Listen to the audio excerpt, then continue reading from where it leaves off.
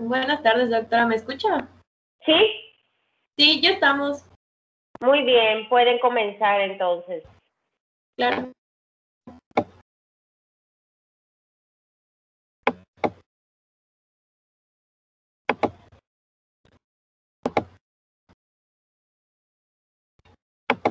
¿Me pueden confirmar si ya se ve? Todavía no. A ver ahora. Samira, ¿verdad? Sí, doctora. Muy bien. Adelante, Samira. Ya se ve. ¿Ya se ve? Bueno. Ya. Mi compañera Paola y yo les vamos a hablar de lo que viene siendo el coma. En cuanto a la definición, el coma es un estado de no respuesta en el cual el paciente va a estar con los ojos cerrados y que no va a responder a estímulos apropiadamente, aun cuando estos sean dolorosos. Va a ser un estado profundo, similar a un sueño, del cual va a ser casi imposible despertar a una persona. Dando en contexto un poquito con lo que viene siendo la anatomía, ya vimos parte de esta en la parte de traumatismo cráneoencefálico, solamente para recordar un poco acerca de lo que viene siendo las meninges, que son las que van a cubrir al cerebro y van a constar de 3 capas, que vienen siendo la dura madre, la aracnoides y la pía madre. La dura madre va a ser una membrana dura y fibrosa que se va a adherir firmemente a la superficie interna del hueso del cráneo. En sitios específicos, la dura madre se va a dividir en 2 hojas y va a englobar a lo que vienen siendo grandes senos venosos, que van a constituir pues el principal sistema de drenaje venoso del encéfalo. Las laceraciones de estos senos venosos pueden causar lo que es alguna hemorragia masiva. En cuanto a lo que sigue debajo de la dura madre, va a estar la segunda capa, que es delgada y transparente, que es la aracnoides. Debido a que la dura madre no va a estar completamente unida a la aracnoides, puede haber un espacio entre ellos, que es el espacio subdural, en el cual pueden ocurrir las hemorragias. En cuanto al traumatismo craneoencefálico, pues a veces las lesiones pueden lacerar lo que vienen siendo vasos que se encuentran en esas áreas, causando hematomas, que pueden también ver afectada la parte de la conciencia y el estado de vigilia del paciente. La tercera capa pues es la pía madre, que esta va a estar firmemente adherida a lo que viene siendo la superficie cerebral. El líquido cefalorraquídeo va a llenar este espacio entre la aracnoides y la pía madre y se le conoce como espacio subaracnoideo. Y igual las hemorragias en este espacio pueden llenarse de líquido. En cuanto al encéfalo, este va a estar constituido por lo que viene siendo el cerebro, el cerebelo y el tronco cerebral. El lóbulo frontal es el que se va a relacionar con las emociones, las funciones motoras y en el hemisferio dominante con la expresión del lenguaje. El lóbulo parietal va a estar involucrado en las funciones sensoriales y en la orientación espacial. El lóbulo temporal, la memoria y el occipital en la visión. El tronco cerebral se va a componer de lo que es el mesencéfalo, la protuberancia y el bulbo, donde el mesencéfalo es la parte superior a la protuberancia y va a albergar al sistema de reticular activador, que va a ser el responsable de lo que es el estado de alerta. Los centros vitales cardiorrespiratorios van a estar en el bulbo, que se va a continuar hacia abajo con lo que viene siendo la médula espinal. A las lesiones pequeñas del tronco cerebral pueden asociarse pues déficits neurológicos graves. El cerebelo va a ser responsable de mantener la coordinación y el equilibrio y se va a ubicar en la fosa posterior y pues sus conexiones con la médula espinal, el tronco cerebral y los hemisferios van a servir.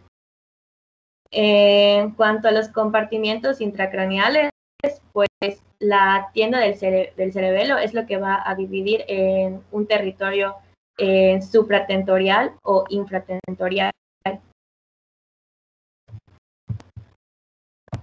En cuanto a los pares craneales, van a ser importantes porque varios de estos se van a originar a partir de lo que viene siendo el tronco encefálico. Y pues obviamente cualquier compresión o lesión a algún nivel de este mismo puede causar esto de afectación a los pares craneales. No sé si quiere que los mencione, doctora. No, estás bien así. Posiblemente ya lo veamos luego de acuerdo Sí. a cómo estén en lo que parte de muerte cerebral. No hay problema. Ok, doctora. Tenemos al flujo sanguíneo cerebral, donde las neuronas van a depender del flujo sanguíneo y del aporte de oxígeno y la glucosa, pues para sobrevivir. El flujo sanguíneo cerebral en la sustancia gris es de aproximadamente de 75 mililitros por minuto por cada 100 gramos, mientras que de la sustancia blanca son 30 mililitros por minuto por cada 100 gramos. Normalmente se consume el oxígeno 3.5 mililitros por minuto por cada 100 gramos y se utiliza de glucosa 5 miligramos por cada 100 miligramos, 5 miligramos por cada 100 gramos por minuto.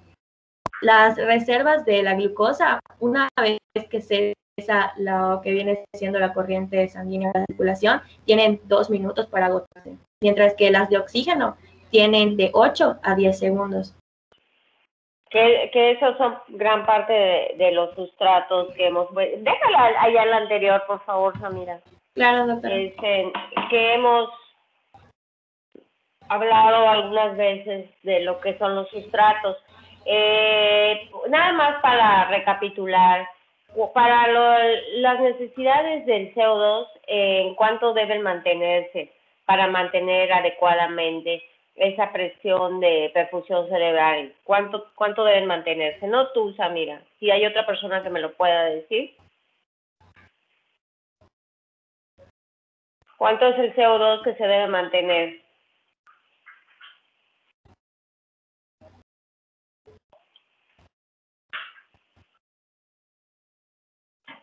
A ver, ya escribieron, correcto, 35, ok. El exceso, ¿cuáles son las, a ver, vamos a ver, 35, 40, de acuerdo. Vamos a hablar un poquito de lo que ya deben haber hablado en trauma craneoencefálico, nada más para aterrizar toda esta parte. ¿Cuánto es la presión de perfusión cerebral y cómo se mantiene o cómo se calcula o cómo se mantiene?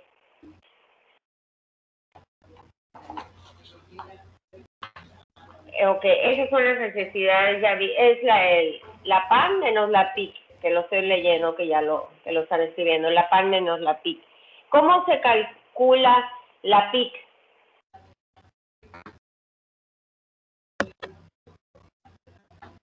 ¿Quién me dice? Si saben, por ejemplo, los de trauma craneoencefálico, a lo mejor lo saben, ¿verdad? ¿Cómo se calcula la PIC? ¿O cómo se saca? ¿O cómo se mide? ¿Quién me dice? Es con aparatos especiales. A ver, no te oigo. A ver, Esteban, te oí a lo lejos. Ah, ¿me escucha? Ahora sí. Ah, no sé si tiene, o sea, no sé cómo se llama ni cómo se toma realmente, pero creo que es con aparatos especiales, ¿no? Es invasiva, es correcto. Se puede medir con algún catéter, ok, directamente. Indirectamente la podemos medir, por ejemplo, con una punción lumbar. De acuerdo. Esa es la PIC. ¿Cuánto es para mantener la PIC? Más o menos, ¿cuántos son los niveles de la PIC? Es cercano a 10 milímetros de mercurio, de normal. Ajá, exactamente, ¿verdad? Menos de 15 que se recomienda, ¿de acuerdo? ¿Y la PAM, Esteban? Pues para mantener un flujo, la autorregulación va de 50 a 150. Es muy amplio, ok. Es correcto todo eso para mantener la presión de perfusión cerebral, todo lo que ya dijo es correcto. Ahora, muchas de las medidas que usamos en trauma craneoencefálico, la gran mayoría del tratamiento del trauma craneoencefálico está enfocado a mantener la presión intracraneal y evitar la hipertensión, ¿verdad? La herniación. Entonces, muchas de las medidas que nosotros hacemos es para eso. Entre esas están los sustratos, como ya mencionaron. Si nosotros hacemos, por ejemplo, hay una medida que nosotros usamos a veces cuando el paciente ya está intubado, que es la hiperventilación transitoria para mantener el CO2, como ya mencionaron, en un límite entre 35 más o menos y 40. El hecho de bajar demasiado el CO2, ¿qué va a producir?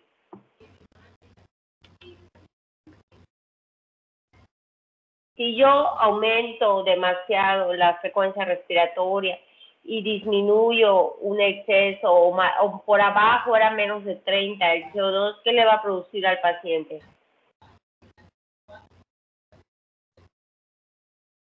¿Qué pasa? A nivel cerebral, ¿qué va a pasar? Va a producir disminución de la perfusión cerebral, isquemia, y lo que produce es vasoconstricción, ¿verdad? Entonces, eso a su vez va a producir, es correcto, la isquemia y la disminución de la presión de perfusión cerebral. Por eso es tan importante mantener todos los sustratos. Aquí ustedes, de las cosas que ustedes, ¿verdad?, deben de encontrar, toda esta, que es cuánto consumimos de oxígeno, cuánto puedo aguantar sin oxígeno, cuántos por cada 100 gramos de masa encefálica, que más o menos es lo que pues se calcula, ¿no? Vamos a tener que 5 miligramos por minuto es de glucosa, todo lo que usted ya tiene. Y si nos vamos con el CO2, pues también sería más o menos en un límite de 35 a 40 también. Entonces, aquí tenemos gran parte de los sustratos. En cuanto, antes de seguir con esto que nos está presentando Samira, nada más para que me recuerden, si alguien puede alzar su mano y abrir su micrófono, para que me explique cómo era lo de la doctrina de Monroe-Kelly, para mantener ese equilibrio. ¿De qué trataba esa teoría? Pues una doctrina le llaman, ¿verdad?, que está en el ACLS. Esto es para mantener el equilibrio. Adelante, Esteban. Sí, doctora, pues como usted dice, la doctrina de Monroe-Kelly habla de cómo mantener el equilibrio de los volúmenes y presiones dentro del cráneo. Básicamente dice que todos los contenidos que están dentro del cráneo, que ocupan un volumen, debe mantenerse constante. O sea, no puede aumentar mucho este volumen porque la bóveda craneana, que es los huesos del cráneo, son muy rígidos y no pueden expandirse. Entonces, si el volumen incrementara mucho, la presión fácilmente puede llegar a aumentar, ¿no? Entonces, eso dice la doctrina. Y ya, pues luego te explican los mecanismos compensadores, ¿no?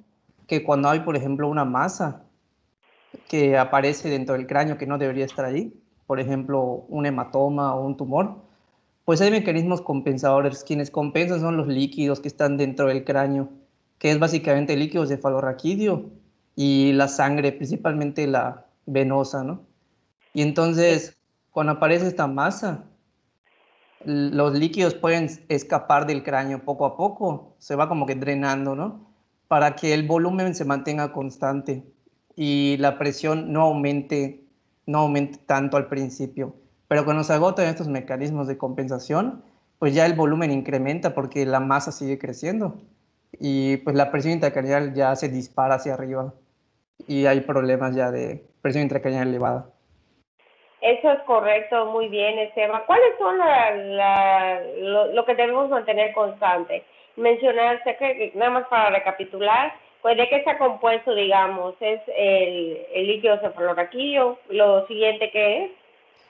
La sangre venosa y arterial y lo otro, Correcto. la masa del tejido encefálico. Es correcto, muy bien. Entonces se va a sacrificar, lo primero sería el líquido, ¿verdad? Luego la sangre venosa, ¿verdad? Y de último la sangre arterial. Efectivamente, también, bueno, lo habrán mencionado cuando hablamos de los diferentes hematomas, de acuerdo a su contenido también y su localización. Muchas gracias. Puedes continuar, Samira. Claro. En cuanto a lo que viene siendo el sistema reticular activador ascendente, este puede ser considerado como un sistema polisináptico y multineuronal. Sus axones pueden de discurrir de forma transversal y longitudinal y va a recibir señales que lo va a asociar a una información general para proporcionar al resto del nervioso central. Va a tener varios núcleos. No sé si quiere que los mencione, doctora. No, Samira. Desde el punto de vista más importante, pues la formación reticular va a servir para la coordinación de lo que son el funcionamiento de los núcleos de los nervios craneales, estimular centros superiores, los cuales van a tener una respuesta que va a tener ya sea control inhibitorio o facilitador sobre estos núcleos. En funciones cerebelosas, asociación entre el hipotálamo y el tronco encefálico, enviar señales de alerta a los centros sensitivos, que es como que la parte importante de lo que vamos a ver, y regular la información sobre la percepción del dolor. Este sistema va a tener dos ramas principales en la unión de lo que es el mesencéfalo con el diencéfalo. Una es la talámica y la otra es a través del hipotálamo, y ambas vías van a proyectarse hacia la corteza, por lo que los estímulos sensoriales van a ser capaces de lo que es de determinar un efecto activador que llegue hasta la corteza cerebral por medio de lo que es la formación reticular, ocasionando el despertar. La función de este conjunto de fibras, pues, es producir en las neuronas un estado de actividad, por lo que si hay una disminución o pérdida de la conciencia, esto quiere decir que pues, hay una afectación probable en esta área. Entonces, se necesita que este funcione de manera adecuada y que posea las proyecciones ascendentes hasta la corteza para que esta última funcione también y conserve el estado de vigilia y la coherencia.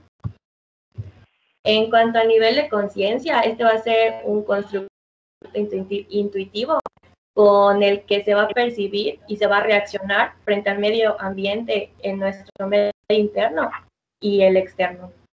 Y puede haber esto de alteraciones. La alerta es cuando el paciente está consciente, orientado y va a responder a preguntas. El letargo es un bajo nivel de conciencia, pero va a responder a estímulos verbales de manera más lenta. La obnubilación, que son la respuesta a estímulos dolorosos o verbales simples. El estupor es que va solamente a responder a los estímulos dolorosos, y el coma es que no va a tener ningún tipo de respuesta o estímulo. En cuanto espérame un momento, Samira. En cuanto a estos estados, vamos a tener algunas variantes. ¿Cuál pudiera ser un sinónimo de alerta? Alguien que me diga, ¿qué otro nombre le podemos dar al de alerta? Consciente. Consciente. Según esta definición, sí, es correcto, Javier. Perdón, no sé, ok. Pero hay que tomar en cuenta que pueden haber otros estados. El estado de otro que pudiera usarse como sinónimo.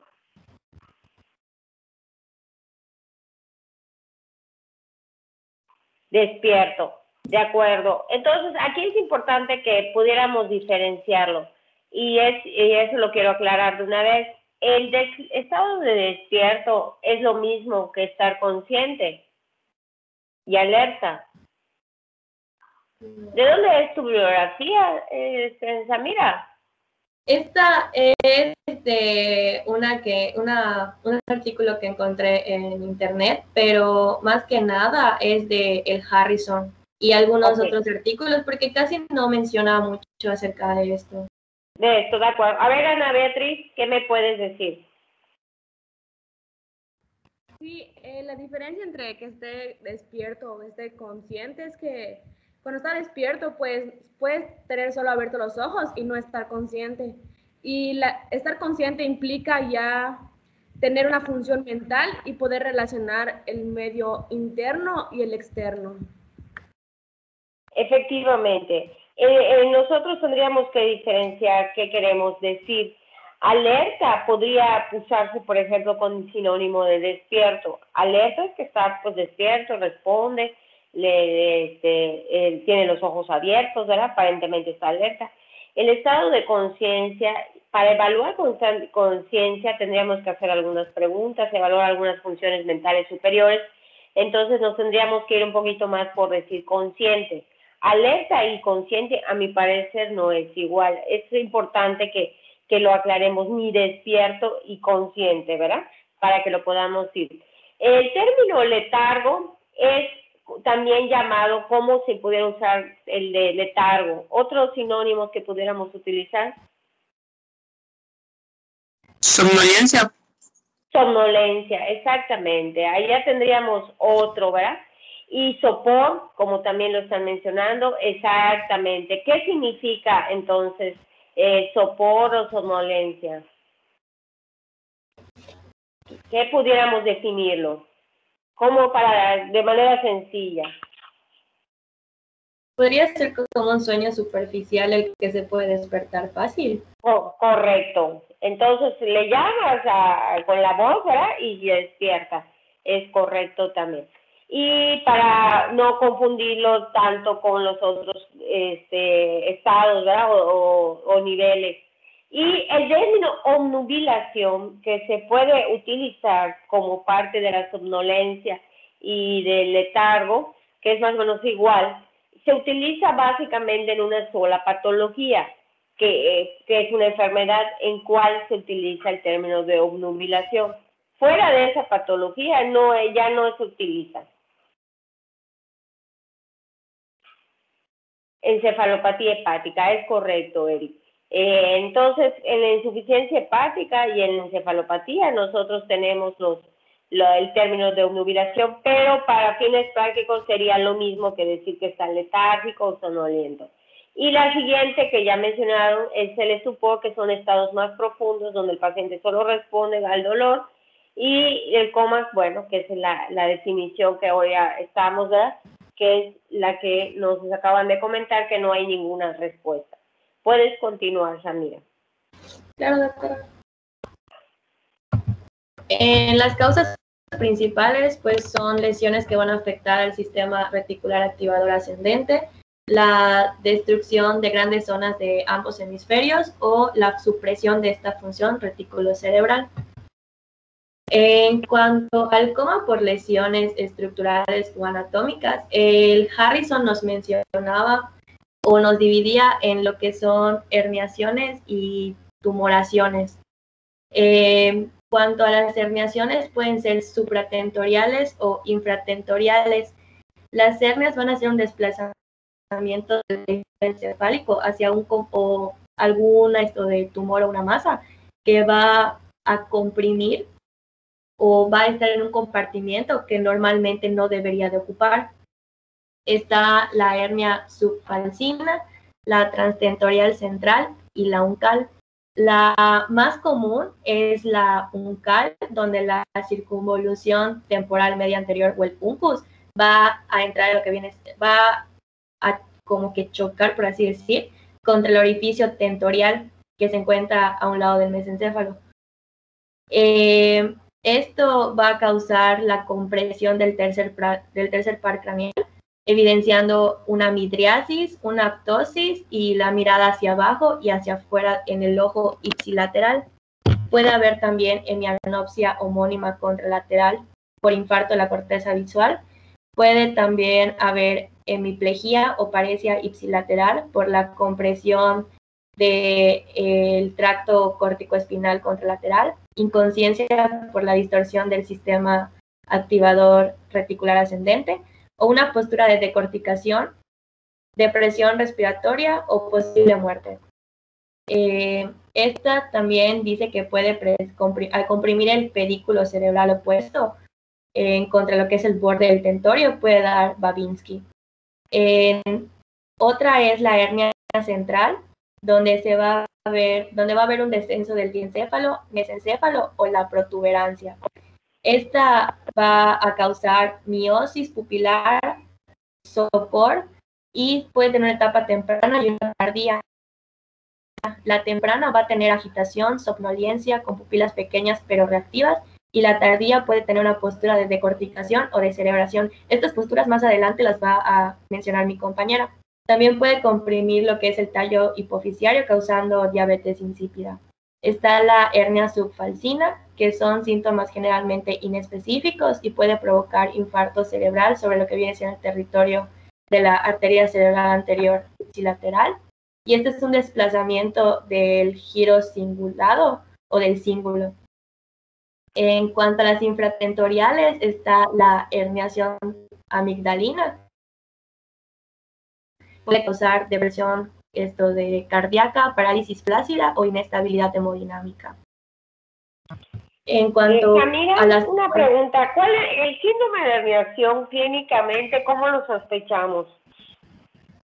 ¿Cuáles son los datos clínicos que nos hacen pensar que tiene el paciente un síndrome de herniación?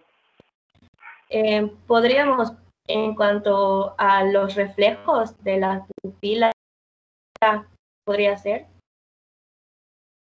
Las pupilas, ¿qué tiene las pupilas? O algún antecedente igual de un traumatismo, podría ser. Esos son los antecedentes, pero bueno, o más fácil, ¿cuál es la tríada de Cushing? La tríada de Cushing, no recuerdo bien. ¿Quién me recuerda cuál es la tríada de Cushing? Es la que tiene papiledema, vómitos, ahorita, hipertensión. Todo junto, ya se convirtió en un cuarteto. A ver, No. José Alejandro. Es para hipertensión intracraniana, es alteración alteración en la respiración, una hipertensión arterial y una bradicardia. Es correcto. ¿Eso qué nos indica? Recuérdame como estás diciendo, José Alejandro. ¿Qué nos indica? Hipertensión intracraniana. Exactamente. ¿Y se puede acompañar de un síndrome de herniación? Pues sí, porque por la doctrina se está sacrificando la masa, el único agujero por el que puede salirse es el agujero magno y se está creando la herniación. Es correcto. Entonces, muchas veces lo vamos a atender junto con los datos de hipertensión intracraniana. Lo que nosotros vemos, que es lo de la clínica que nos están mencionando, tanto como la hipertensión intracraniana con la tríada de Cushing, más los síntomas que nos está presentando Samira, tendríamos todo junto, ¿verdad? Una sospecha de un síndrome de herniación, que casi siempre es secundario a alguna de las cosas que iremos mencionando, que ya mencionaron también, tumores, hematomas, hemorragias, etcétera, ¿no? Eso puede condicionar una hipertensión intracraneal que a su vez va a dar lugar muchas veces a un síndrome de herniación. Me preguntaba aquí, Jorge Alejandro, Samira, que ¿cuál es la más mortal y que produzca muerte instantánea? ¿Tú qué piensas? Yo creo que es algo fácil de pensar. A ver, Samira. Sé que la más común es la hernia oncal y me imagino igual la hernia amigdalina puede causar paro respiratorio y muerte porque comprime el bulbo raquídeo, pero... No es correcto, está perfecto. Okay. La más común es la hernia oncal, pero si uno hablara de una muerte instantánea, como preguntó Jorge, si uno hablara de una muerte instantánea, la que te lo puede producir porque es directamente en lo que es el bulbo y la protuberancia, y por ahí es la amigdalina. Correcto, Samira, puedes continuar. Claro. Igual, el Harrison menciona de las tumoraciones en cuanto al desplazamiento de lo que viene siendo la calcificación de la glándula pineal. Si es de 3 a 5 milímetros este desplazamiento horizontal, puede causar somnolencia. Si es de 6 a 8, puede causar estupor. Y si es mayor a 9, coma.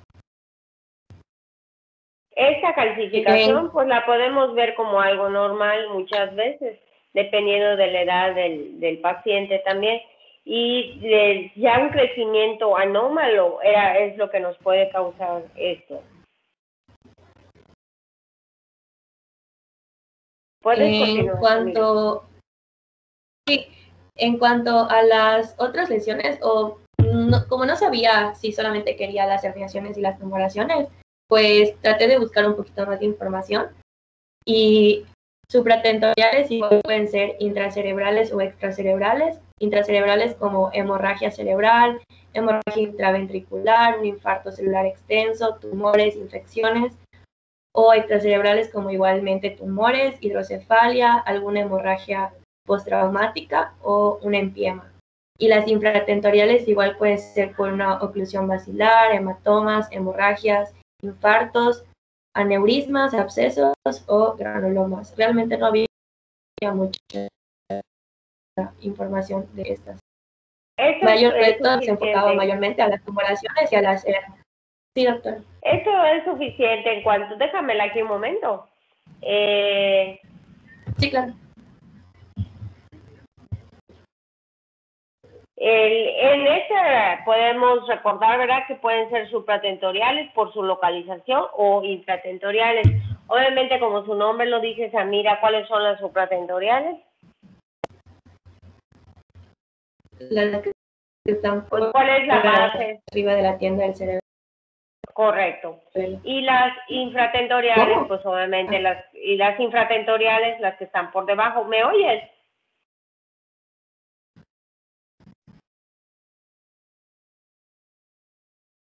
Sí, doctora, ya es que me trae un poquito. No, también yo supongo, porque es así súper bajita la luz. Entonces, de acuerdo a su localización, pueden ser supratentoriales o infratentoriales. Entre las infratentoriales, pues dependiendo de la localización, tenemos los hematomas, ¿verdad? De lo mismo, las que pueden estar, dependiendo de qué lóbulos, ¿verdad? Vamos a tener las lesiones para arriba, ¿verdad? Que pueden ser epidurales, subdurales, dependiendo. La gran diferencia, por ejemplo, en los hematomas, en este caso, bueno, si hablamos de los subdurales, generalmente, ¿por qué se pueden considerar infratentoriales, los subdurales? Tal vez tendríamos que recordar un poco de qué se forma un hematoma subdural. ¿De qué está formado? De sangre venosa. Sangre venosa. Es correcto. ¿Y qué localización tiene? Es correcto. Ahí lo están escribiendo varios en el chat. ¿Y qué localizaciones tiene Samira? Guay, no recuerdo acá. Samira, ya lo vieron. ¿Quién me habla un poquito de lo que son los hematomas sudurales? A ver, Ángel, cuéntame un poco de ellos.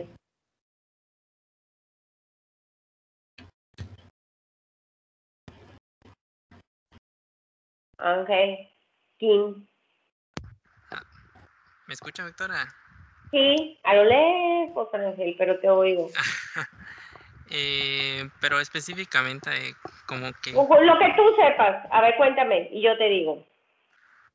Bueno, pues lo que habíamos visto era que, como ya mencionaron mis compañeros en el chat también, pues es mayormente sangre venosa de las conexiones venosas que se meten por la zona subdural entre la dura madre y la aracnoides. Pues como las capas están, ¿cómo se dice? O sea, no están fijadas una a la otra. La sangre, cuando se empieza a acumular, empieza a tomar la forma empieza a tomar la forma del borde del cerebro, ¿no? Por eso se caracteriza que tiene la forma de media luna, si no me equivoco, a diferencia de la epidural, que trae, o sea, que es más como ovoide, porque las capas se van extendiendo de las puntas, o sea, de los extremos de donde está pues la hemorragia. Es correcto. A ver, Ángel, eso es que acabas de decir es una de las cosas más importantes, porque no, y ya lo han mencionado igual aquí en el chat, que como abarca varias regiones y se va escurriendo la sangre por diferentes partes entre las meninges, puede ocupar varias zonas. Entre las zonas más comunes donde se origina, ¿cuáles son? Había leído, o sea, no sé si es de la si es de la subdural o de la epidural la que estoy diciendo, pero recuerdo que en unas era la temporal y la temporoparietal. Pero creo que es de la epidural la que estoy diciendo. No sé puede ser la temporal, normalmente es epidural por la zona, ¿verdad? Pero puede ser parietal, sí puede ser temporoparietal, ya tienes que ver más bien desde dónde lo ves en una tomografía, pues más o menos desde dónde lo ves.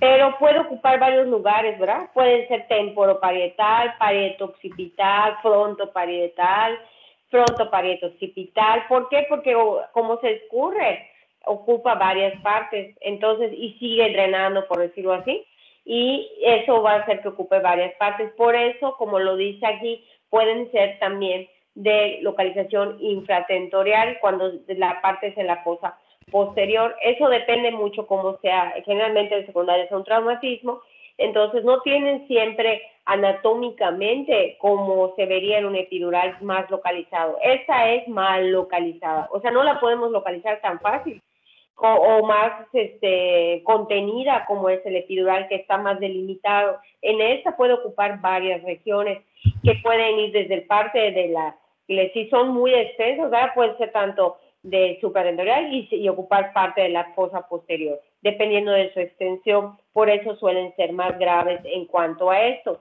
Y en cuanto a su contenido, pues, o muerte, digamos, pues son peor las epidurales, porque como si son muy grandes y se concentran, eso va a producir en lo que es el efecto de masa más rápido. Bueno, entonces aquí tendríamos una de las clasificaciones más importantes en cuanto a que pueden ser, y aquí lo que les repito, ya lo mencionaron, ¿verdad? De las hemorragias, la hidrocefalia, los hematomas, dependiendo de su localización, abscesos, tumores. Aquí, pues, básicamente es de acuerdo a la localización. Si son supratentoriales o infratentoriales por mucho, y pues por lógica, las infratentoriales suelen ser más graves. Puedes continuar, Samira.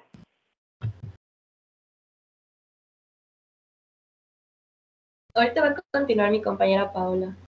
Ok, muchas gracias, Samira. Bueno, buenas tardes, doctora.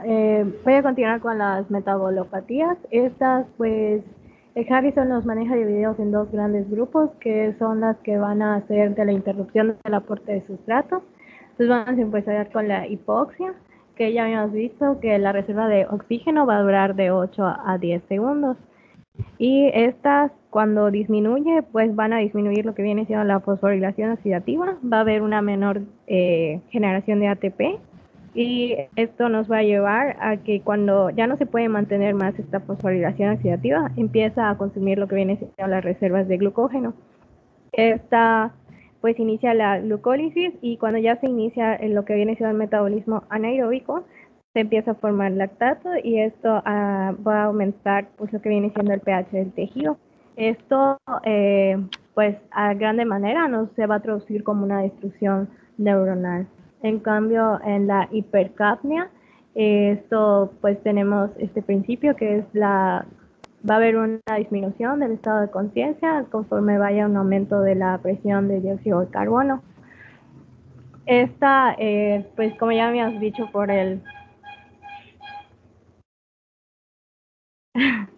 perdón, por el principio de Monroe, pues va a provocar una vasodilatación. Esto va a haber un aumento de flujo sanguíneo cerebral, esto cuando se puede todavía mantener, y cuando no, pues empieza a haber la formación del ácido araquidónico, y esto nos viene a formar lo que viene siendo un edema cerebral por el aumento de la presión intracraneal. Siguiente, Samira, por favor. Ahora, en la hipotermia, pues generalmente los pacientes van a llegar con un antecedente de exposición prolongada al frío, y en la bibliografía que yo tomé, pues se maneja que puede ser menor a 28 grados centígrados cuando ya se presenta el coma. El Harrison te lo maneja con menor a 31, si no me equivoco.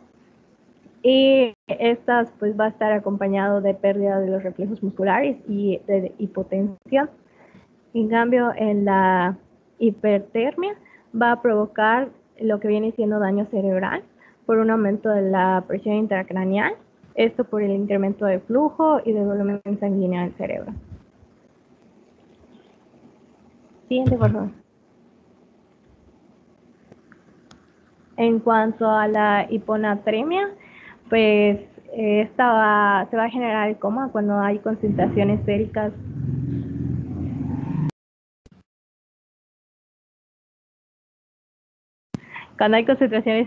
menor a 115 miliosmoles por litro y cuando es de instalación súbita.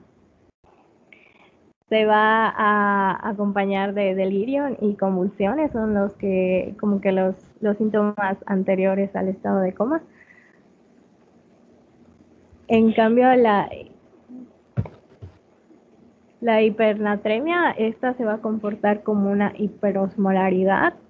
En la hipernatremia te manejaba como mayor a 160, si no me equivoco, cuando ya hay riesgo de entrar en un estado de coma. ¿Y qué va a hacer? Pues va a haber un aumento movimiento del agua al espacio intracelular y eso se traduce también a un edema cerebral. ¿Y eso cómo lo vemos clínicamente en la hipernatremia?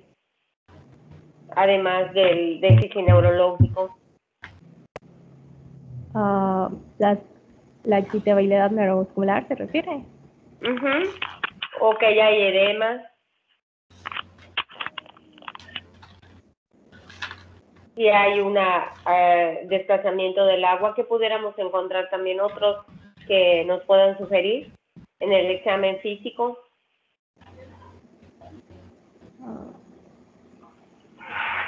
¿Alguien más que nos pueda apoyar? Deshidratación. No sé, deshidratación. Pudiera ser datos de deshidratación, por ejemplo, cosas como los niños, ¿verdad? ¿Qué habría clínicamente, Paula?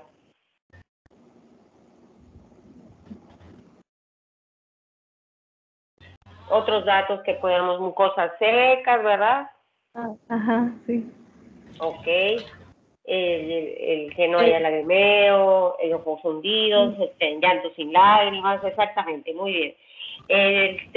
Antes de seguir avanzando en esas partes, quiero preguntarles, por ejemplo, otros ejemplos que relacionados a lo que ustedes están mencionando.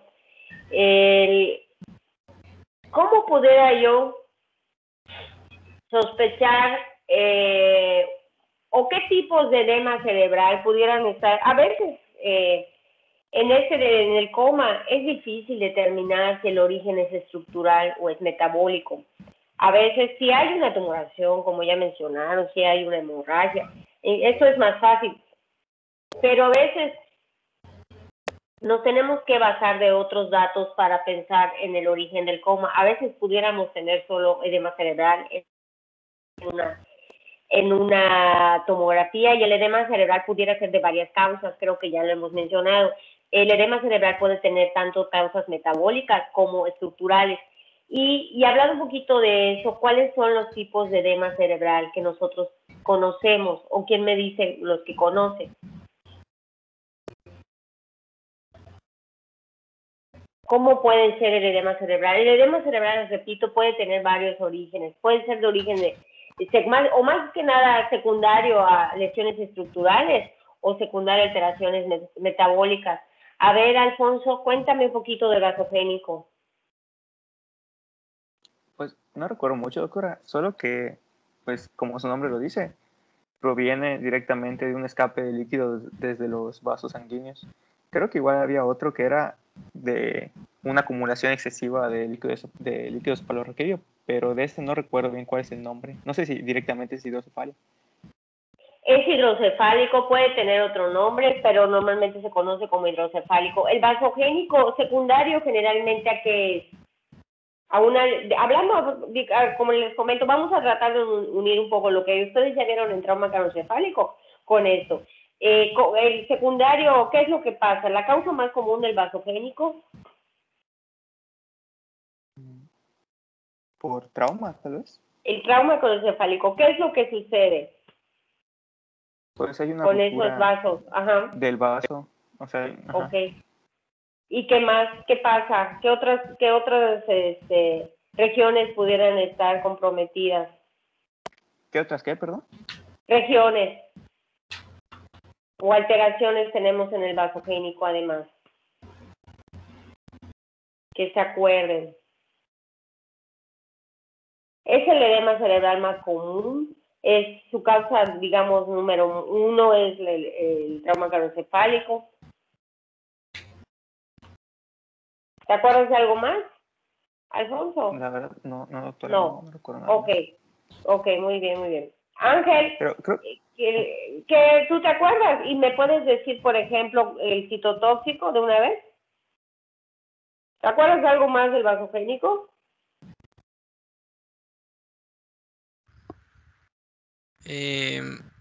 Pues solo recuerdo que cuando lo vimos, solo mencionamos que podía pasar por disfunción de la barrera hematoencefálica en la sepsis. Puede atravesar la barrera hematoencefálica, es correcto. Es el más común, ¿verdad?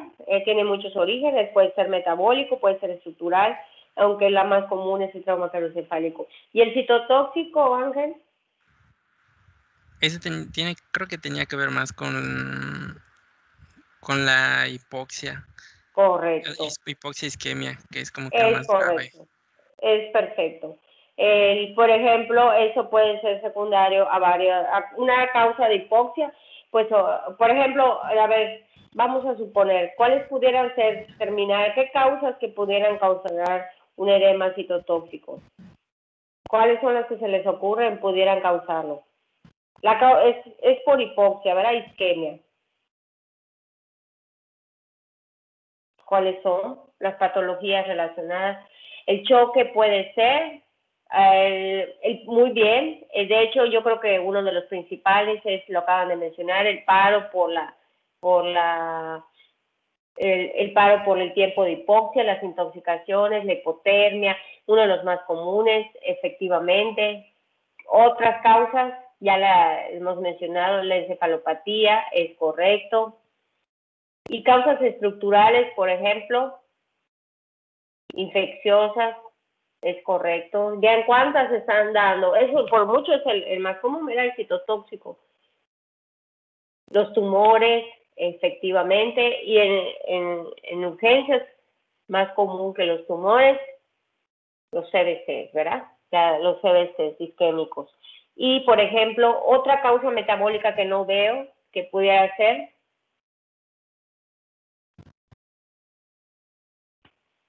una de las causas comunes en urgencias, y es un sustrato, del cual ya mencionamos.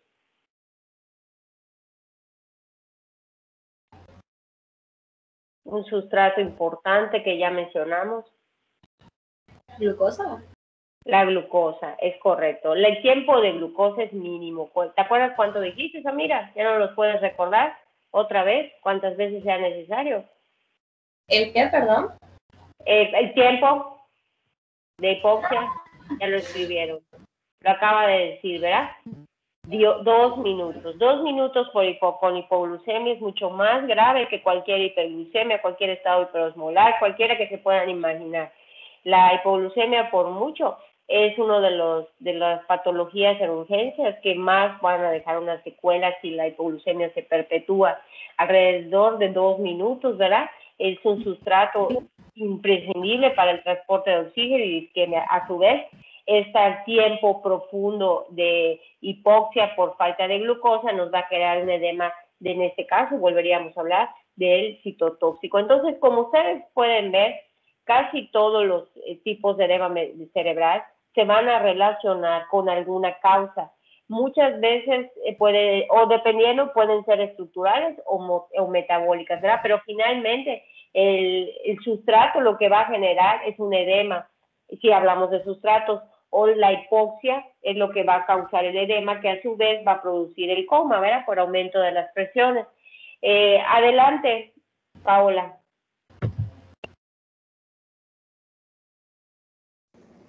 Bueno, ¿le puedes dar siguiente, Samira, por favor? Mientras pones esto, voy a contestar en voz alta lo que dijo Paulo.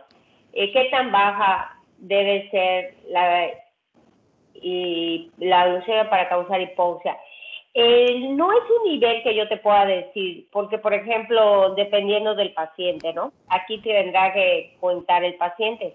Si es un paciente, por ejemplo, diabético, pues no necesita ser tan baja la cantidad de glucosa para que genere la hipoxia o los datos de hipoglucemia.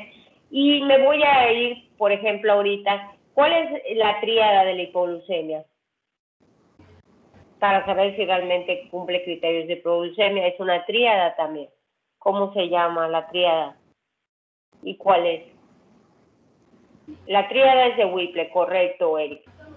Entonces, ¿y quiénes la conforman? Todo es una tríada, ya les vieron la tríada de Cushy, ahora la tríada de Whipple, ¿cuál es? ¿Qué le conforman? La tríada de Whipple es que se documente la hipoglucemia, que tenga síntomas compatibles con la hipoglucemia, la pérdida del estado de conciencia, síntomas vegetativos, y Muy después que esos síntomas reviertan con la administración de glucosa. Es muy correcto, Eric. Gracias. Y eso espero que conteste tu pregunta, Paulo. Esa tríada, un paciente diabético la puede presentar, por decir tu nivel, con 60, 70 de glucosa. Mientras que, por ejemplo, una persona sana puede ser que tolere un poco más una hipoglucemia, que si maneja, no sé, 70, 80 basal, puede ser necesario que llegue hasta 50 o 40 para presentar estos datos.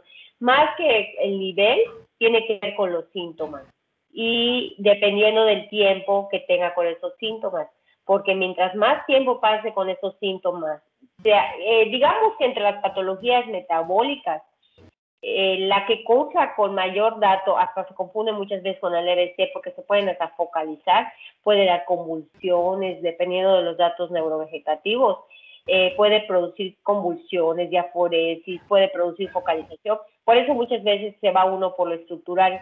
Entonces, eso hace que la hipoglucemia se perpetúe porque nadie le hace un destroxis, ¿verdad? Entonces, eso es lo que va a generar más bien la encefalopatía, que en este caso sería hipóxica isquémica, como en el paro más o menos, por el tiempo de no tener el sustrato. Entonces, aquí, recalcando el punto, no es tanto el nivel, sino los síntomas que puede generar ese nivel y el tiempo que ese nivel esté en el organismo sin darse una respuesta, porque eso es lo que genera la hipoxia, y la hipoxia es lo que genera la isquemia, y a su vez esto es lo que va a crear la encefalopatía, que generaría el coma. Puedes continuar, Paola.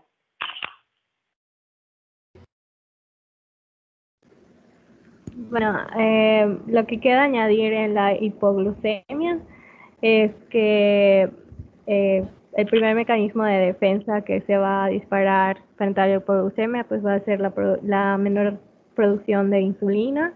El segundo pues viene siendo el aumento de la secreción de glucagón, y paralela a esta puede estar la producción de epinefrina, que estos son los mecanismos que van a tratar de compensar esta hipoglucemia.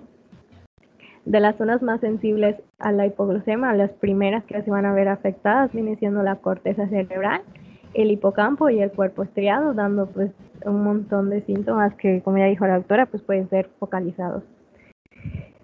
Cuando se acaba la reserva de glucosa, que ya había dicho Samira que es a los 2 minutos, pues empieza a consumir el depósito de glucógeno, que se va a acabar a los 5 minutos. Luego de pues empieza la utilización de los fosfolípidos, en donde se empiezan a liberar ácidos grasos libres, entre el que destaca el ácido araquidónico, y pues el metabolismo de este genera especies reactivas de oxígeno.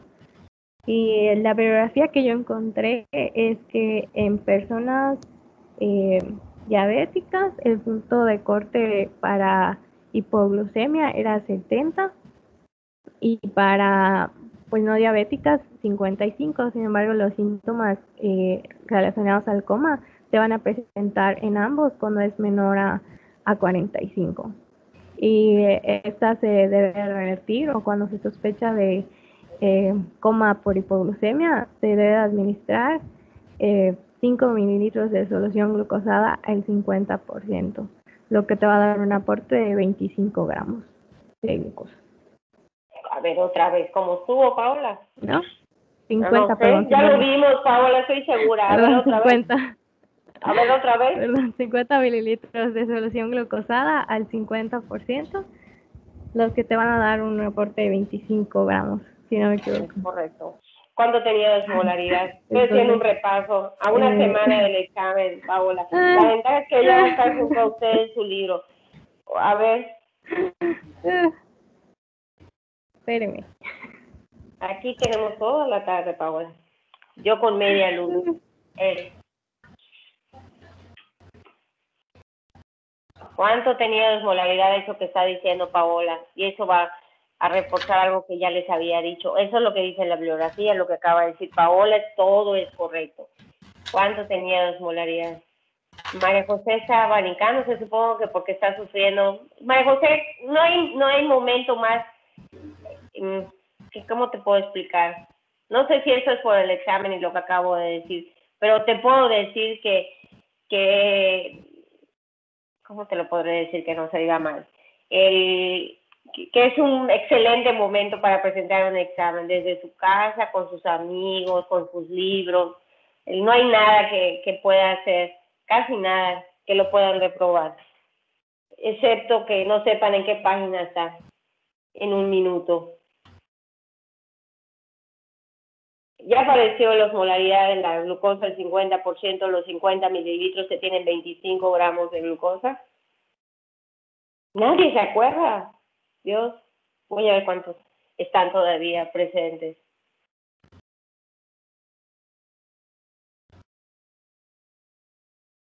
Hay 35 según esto. Físicamente, aparentemente. Esa es el común, ¿verdad? Es lo que está diciendo Alfonso. Pero Alfonso, acuérdate de lo que estamos platicando. Más o menos lo que hay. Un poco menos. De acuerdo, Héctor ya está más orientado, el nivel es un poco menos, diría yo. Sería que lo volvamos a sacar para que se acuerden.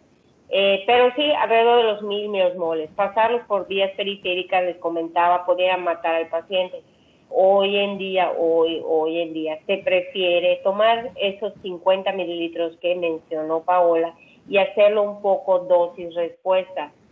Ahí va Jessica, ya está bajando la apuesta, ya están apareciendo los libros. ¿Ya ven? Qué rápido. ¿Cuánto nos habrá llevado? 2 minutos. Es 1 minuto por pregunta. Tienen que hacerlo más rápido. Bueno, volviendo al punto. Eso hoy en día se hace con un poquito más dosis-respuesta. Lo que dijo Paola es totalmente cierto, correcto, está en la bibliografía. Pero en la práctica nosotros ya no optamos por pasar a los 50 mililitros porque tiene una altísima osmolaridad. Por lo tanto, de los 50 mililitros le pasamos, por decir algo, unos 25 o 30. Si responde, ahí lo dejamos. Si no responde, le dejamos un poquito más, dependiendo del nivel, también del daño neurológico. Si está súper mal, pues le pasamos los 50. Eso es variable. Tratando de evitar cambios bruscos de osmolaridad. De esa parte me gustaría nada más recalcarles. Es correcto lo que dijo. ¿Ya viste, Víctor? Así van a estar. ¿Entre cuántos, Víctor? Hagan bien sus equipos. Déjenme eso, me puede llevar toda una hora explicarles cómo lo pueden hacer. Adelante, Paola.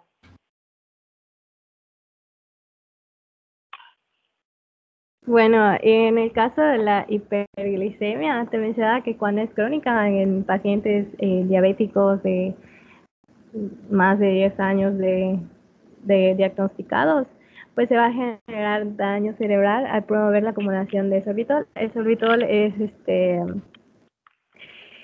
un metabolito que utiliza la glucosa por medio de la enzima la aldosa reductasa y se forma este sorbitol. Te va a llevar a disminuir el miocitol, que este es encargado, o bueno, tiene un papel importante en los nervios. Igual tiene afectación de los axones y de la desmielización y el aumento del estrés oxidativo, que esto se traduce a una disfunción de la barrera hematocefálica. Muy cierto. En cuanto a, ¿cómo se trata? Rápidamente.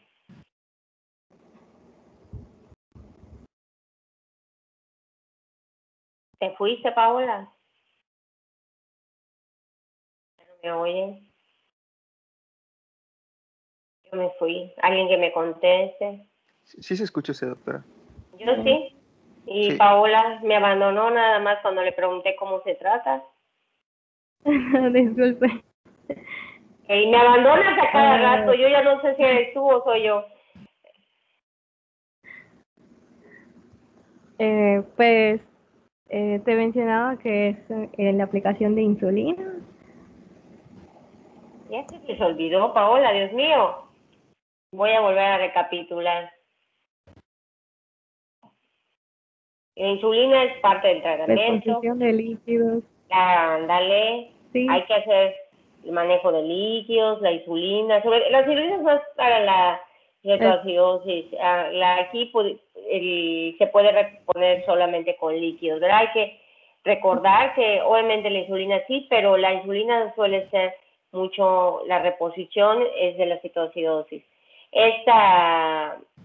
Muy bien. Sí, Ángel, correcto, lo acabo de, muy bien, ahí lo voy a poner.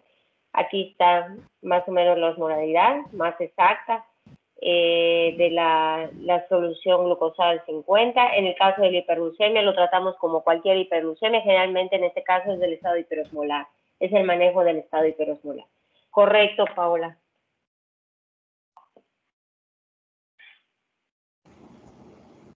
Bueno, continuamos con la falla hepática. Pues va a producir daño cerebral por el aumento de amoníaco. Va a producir alteraciones en el metabolismo energético de todos sus sustratos y también afecta lo que viene siendo la bomba ATPasa, lo que va a hacer un aumento, una activación de los astrocitos, lo que se traduce pues en una apoptosis de las células neuronales. También va a ocasionar alteraciones en los neurotransmisores al producir pues sustancias falsas que ocupan los receptores e impiden la activación de estos neurotransmisores. Específicamente, ¿cuáles no pude encontrar? Claro, pero pues aquí ya tienes, están los receptores también, los del sistema reticular, los receptores GABA, el amoníaco, ¿cómo se llama la clasificación de la encefalopatía hepática? Ya lo habíamos mencionado, creo yo. Nada más para recapitular, ¿cuántos grados hay? ¿Cómo se trata? Rápidamente, Paola. ¿La clasificación? ¿Cuántos grados son? Muy bien.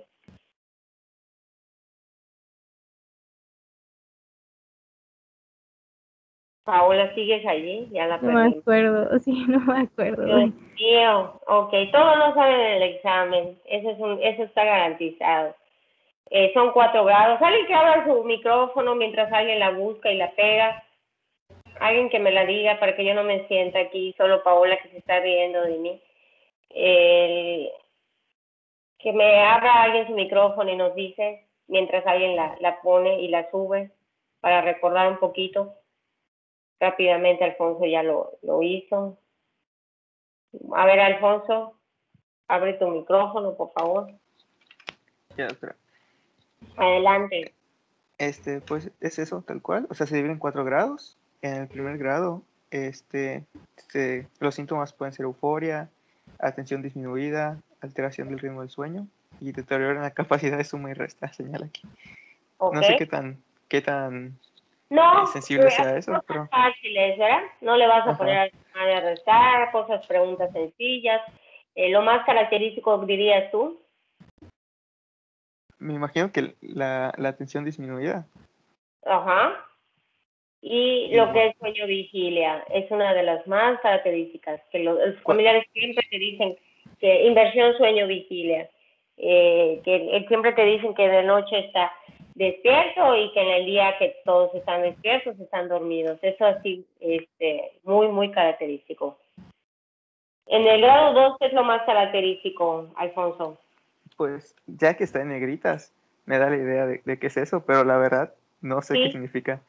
Asterixis, eso dice. Ajá, La asterixis, el flapping, es lo mismo. ¿Cómo se evalúa? ¿Lo sabes?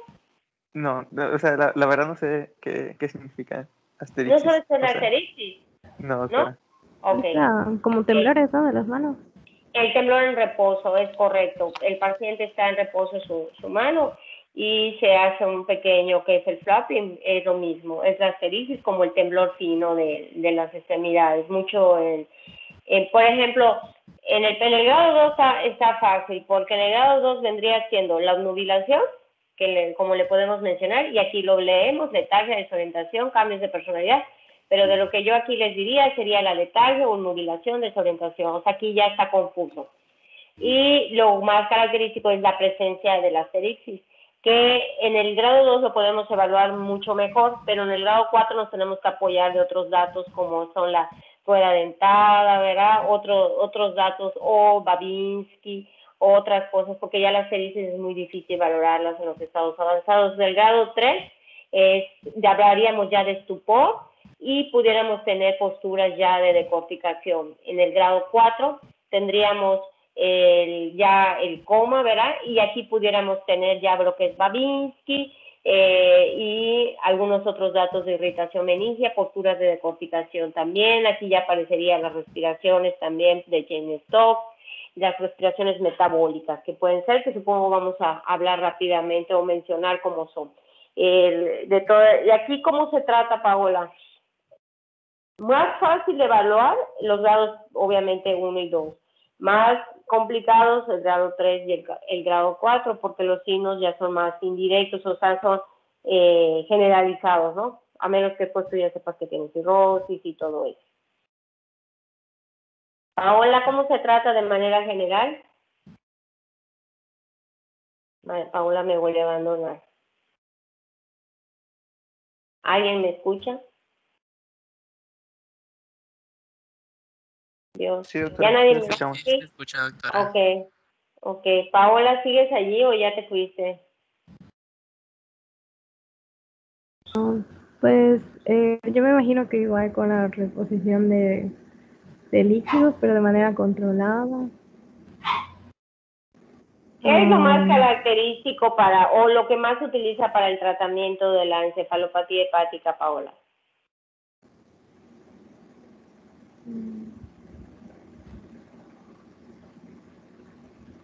¿Qué es lo que quieres eliminar? Lo acabas de decir, lo dice tu diapositiva. El amoníaco. Ajá. ¿Cómo lo haces? ¿Cuáles son las medidas llamadas antiamonio?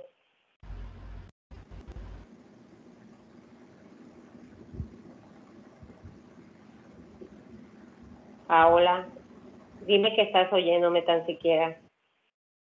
Sí, la estoy oyendo, doctora. Ok. No me acuerdo, la verdad. Ok. Medidas antiamonio para pacientes. A ver, Nubia, adelante.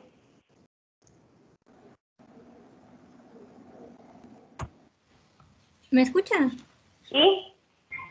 Bueno, no estoy muy segura, más que nada lo recuerdo porque una vez vimos a un paciente así y recuerdo que el doctor nos había dicho que diéramos lactulosa para poder, bueno, como que lo que hacía era aumentaba los compuestos nitrogenados en la luz intestinal y ahí así disminuía el amoníaco, pero la verdad no recuerdo muy bien cómo está el mecanismo de acción. Es correcto, y lo que va a hacer finalmente es unirse y eliminarlo, como la diarrea, ¿no? ¿Ok? ¿Algún otro que se acuerde? Hay medidas que los líquidos sí, pero Jessica, sí se usan los líquidos, pero aquí muchísimo menos, porque muchas veces están acompañados de datos de falla renal.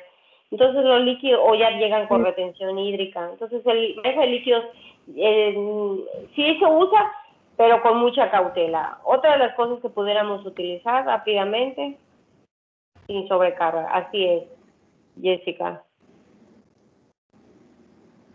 Podemos utilizar medidas como para... Perdón, ¿sí? Recuerda a la que se debe disminuir el consumo de proteínas, pero hasta ahí. Ok. Podemos también tratar directamente la translocación bacteriana que hemos mencionado para otras patologías con antimicrobianos, de ellos el más utilizado es la neomicina. Si es oral, también se puede administrar por sonda nasogástrica, se puede utilizar el metronidazol. Si dependiendo de la causa, pues podemos utilizar otras cosas, ¿no? Pero la causa, pues obviamente la principal causa es la cirrosis y la hipertensión portal. Entonces tenemos que tratar también la hipertensión portal, ¿no? Pero lo que se busca es evitar la translocación, que tenemos otra de las cosas, el sangrados, quitarlos, todo eso. Adelante, Paola.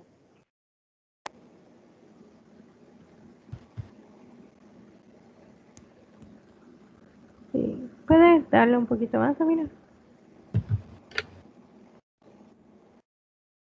Y la encefalopatía de Wernicke, que es una enfermedad neuropsiquiátrica que se presenta por la deficiencia de tiamina, que es la vitamina B1. Esta va a estar acompañada por confusión, ataxia, nistagmo, que son los movimientos involuntarios rápidos de los ojos, y oftalmoplegia, que es una ausencia de los movimientos en sentido vertical, si no me equivoco, de los ojos. En el hospital, ¿qué causa la encefalopatía de Wernicke, Paola? En el hospital. O sea, el paciente, ¿en qué paciente sospechamos que tiene encefalopatía de Wernicke?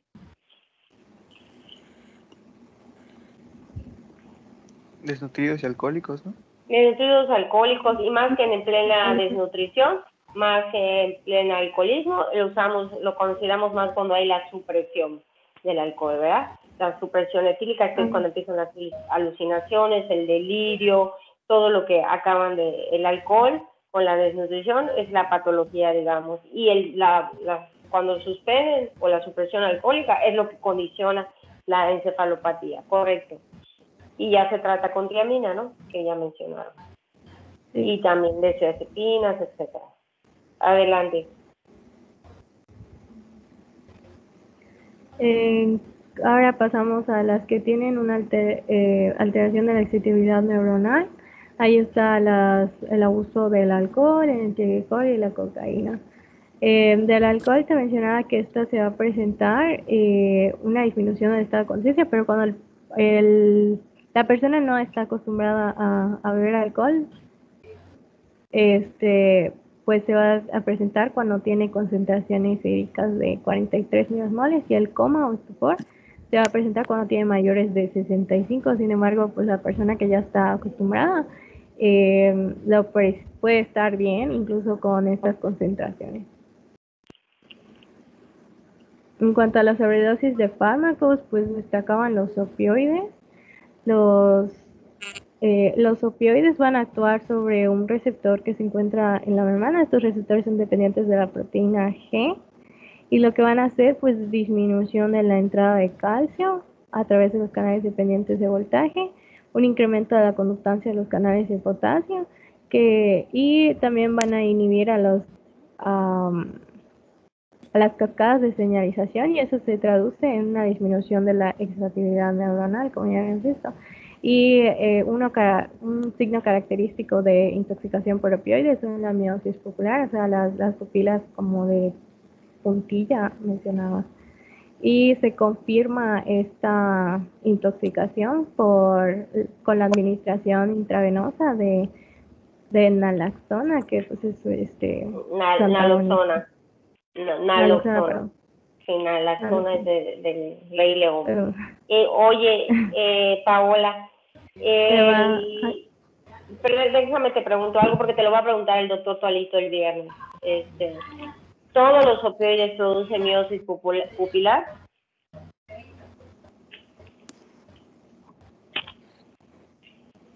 Cuando me dejas de contestar, Paola, No y luego estoy en ese segura. momento hay tanto silencio en tu casa, ¿no? Por ratos, ¿no? No sé si sigues físicamente allá. No estoy segura. No. Tienes chance de revisarlo.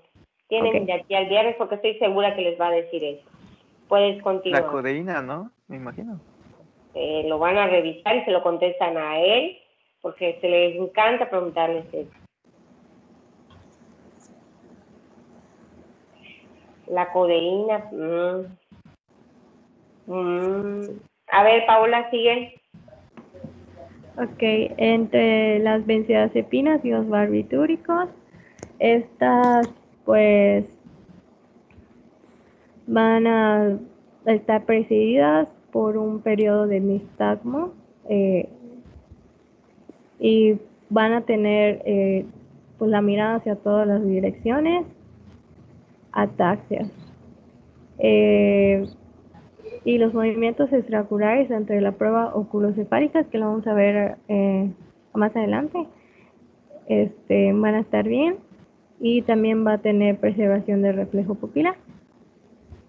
En cuanto a los anticolinérgicos, estos van a, sobre todo la atropina, estos actúan son agonistas competitivos de la acetilcolina y también sobre estimulantes muscarínicos, y actúan sobre los receptores M1, que son los que predominan en el cerebro, si no me equivoco. Y estos pues van a causar midriasis, taquicardia, sequedad de piel y también pueden causar fiebre. ¿Cuál es el antídoto? La fisostigmina, que es un inhibidor reversible de la acetilcolinasa, y lo que hace es impedir la destrucción de la acetilcolina y para que pues esté más tiempo. Es muy correcto, Paola. Te voy a preguntar algo también de una vez que a lo mejor lo comenta el doctor. ¿Las benzodiazepinas producen depresión respiratoria, sí o no? Lo que nos llevaría a la muerte y al coma.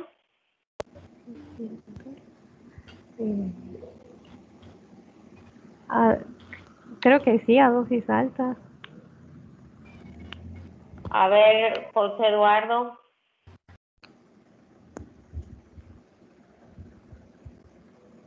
Sí, doctora. A ver. No recuerdo exactamente el mecanismo de acción, pero sí recuerdo que las benzodiazepinas por sí solas no causaban la depresión. Necesitaban algún sinergista para que pudieran causarla, pero los que sí causaban la depresión respiratoria eran los barbitúricos.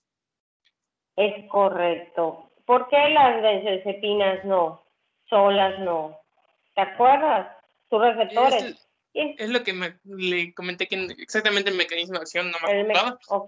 Pero sí que sí causa, o sea que ellas solas no causan la depresión. Es correcto, aunque tomes muchas. Ojalá que puedan revisar el fenómeno del techo, que tiene mucho que ver porque la sobredosis de benzodiazepinas o la ingesta con la autolisis o por la razón que sea, y casi no produce depresión respiratoria. Tiene que ver con la cantidad de receptores y es interesante para que también lo sepan, ¿verdad? Digo, no es que todos salgan al examen, pero sí para que lo conozcan. Son medicamentos de uso común y generalmente, como lo están poniendo combinadas con alcohol o con algunos otros medicamentos, generalmente con el alcohol, producen la depresión respiratoria, pero también puede ser con drogas de abuso, ¿no? En general, por ejemplo, y ahorita que vamos a hablar de muerte cerebral, tenemos que sacar un punto aquí de los medicamentos que están mencionando. Es el techo que forman los receptores, Víctor. Así se llama. De los medicamentos que están mencionando ahorita en este momento, Paola, los que van a hablar de muerte cerebral seguro lo saben. Quisiera que alguno me conteste de una vez. ¿Cuáles de estos medicamentos para hacer cualquier test de muerte cerebral tenemos que sacar totalmente? Y hasta que lo saquemos totalmente podemos hacer todos los tests. O si lo sabe Paola y me quiere contestar.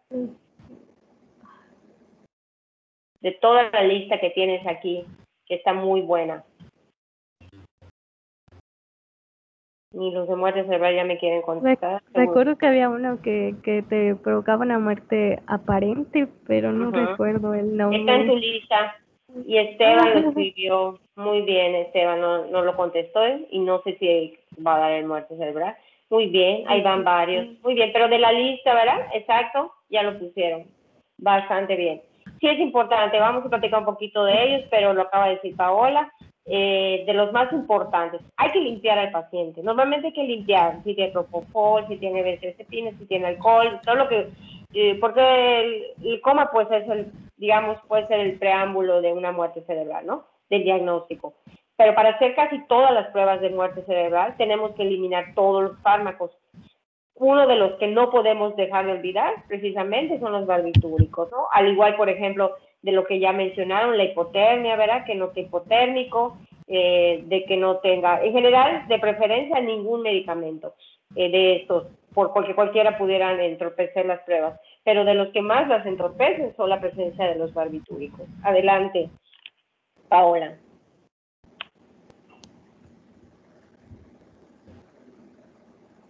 ¿Puedes pasar a la siguiente?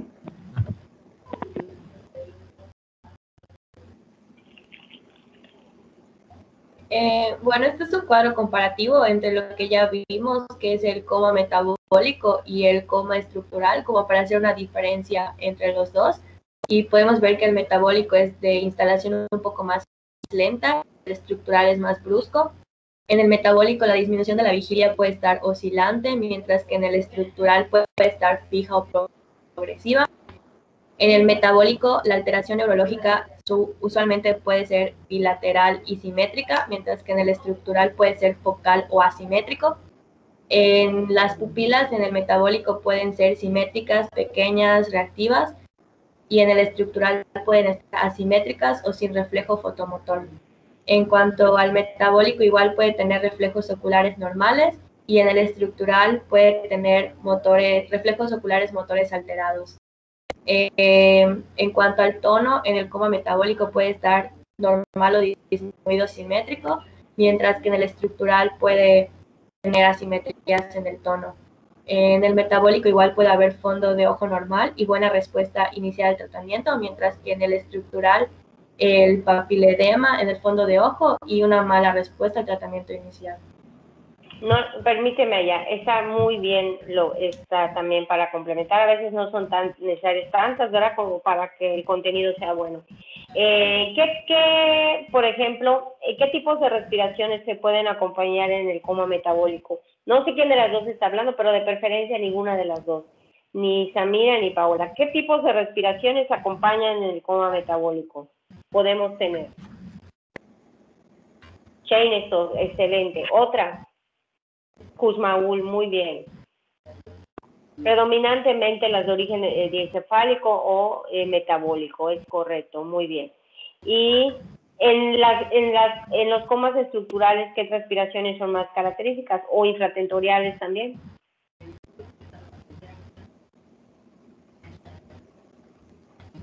Amnéutica, correcto. Otras son generalmente de localizaciones de protuberancia, de búlbola, de Biot, es así la táctica, ¿verdad? Que le llaman también, amnéutica. Correcto, creo que ahorita de todas maneras lo debemos mencionar, pero si no, bueno, aquí están las más importantes. ¿Cuál es la otra de las cosas que es importante señalar aquí mismo? Que el coma metabólico muchas veces cuenta con antídotos. Si las causas son algunas de las que ya acaban de mencionar Paola, buena respuesta al tratamiento de inicial, y yo le agregaría un IO o antídotos, ¿verdad? Varias de ellas se pueden manejar con sus antídotos. Correcto, podemos continuar.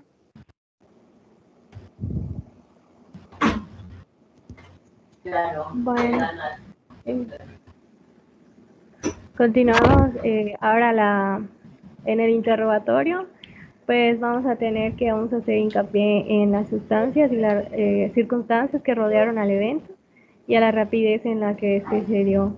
Los síntomas previos, como puede ser unas cefaleas o convulsiones o fiebre o debilidad o confusión, nos guían igual. El consumo de medicamentos o drogas, medicamentos como hipoglucemiantes que te consideran un estado de hipoglucemia, drogas como el alcohol, el consumo de benzodiazepinas, ya vimos, y un padecimiento crónico puede ser los puntos claves en el interrogatorio.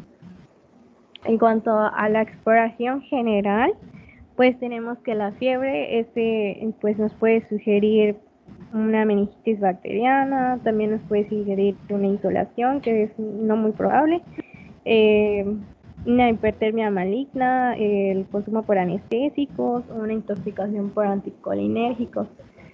En cuanto a la hipotermia, ya vimos la exposición al entorno, a un entorno frío. También se puede dar por intoxicación por bebidas alcohólicas, los barbitúricos, los sedantes, la hipoglucemia. En cuanto a la taquipnea, esta pues se puede deber a una acidosis sistémica, a una neumonía, y ya de manera estructural, pues se mencionaba que puede ser igual una lesión en el encéfalo por linfoma, pero pues eso es muy difícil de considerar ahorita, supongo, de primera instancia. En cuanto a la hipertensión, pues esta se puede ver a una hemorragia intracraneal o por un traumatismo cranioencefálico. En cuanto a la hipotensión, pues esto nos condiciona pues que el paciente está más grave. Puede deberse a una intoxicación por alcohol también, una hemorragia interna, a un estado de choque, ya sea cardiogénico o séptico, y el aumento en el estudio del fondo de ojo se puede detectar una hemorragia subaracnoidea o una encefalopatía hipertensora, en donde se van a ver pues exudados, hemorragias, cambios en los cruces de los brazos o un papiledema. Y en cuanto a la piel, pues ya se puede ver cianosis o coloración rojiza cuando hay una intoxicación por monóxido de carbono. En cuanto a la valoración neurológica, vamos a tener pues... Espérame, nomás quisiera agregar allá.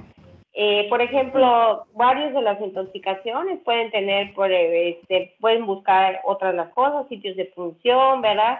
Que nos puedan sugerir alguna sobredosis, intoxicación.